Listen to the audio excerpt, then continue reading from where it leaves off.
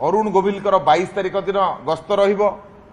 अरुण गोविल जी आमर रामायणर राम थिले तांकर गस्त आपणकर 22 तारिख दिन ओडिशा रे हबो। ओडिशार चंपुआ तेलकोई ढेंकानाल एवं भुवनेश्वर जयदेव बालीपाटना एमती 4टी स्थान रे से सभा करिवे एवं 23 तारिख दिन पुणी आउ थे भारतीय जनता पार्टी राष्ट्रीय सभापति जगत प्रसाद नड्डा जी पुणी आसुचंती।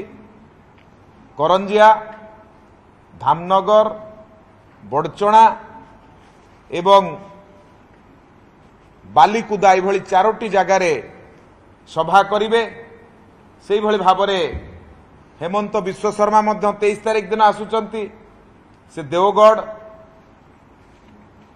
बड़बिल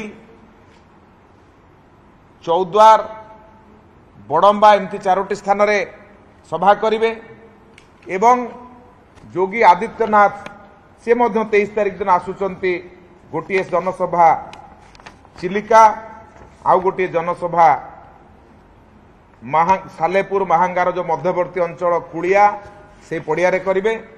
तेणु ये जो ओडिया अस्मितार लड़ई चली ये लड़ई को आहुरी शाणित करने भारतीय जनता पार्टी तमाम नेता आसुचंती।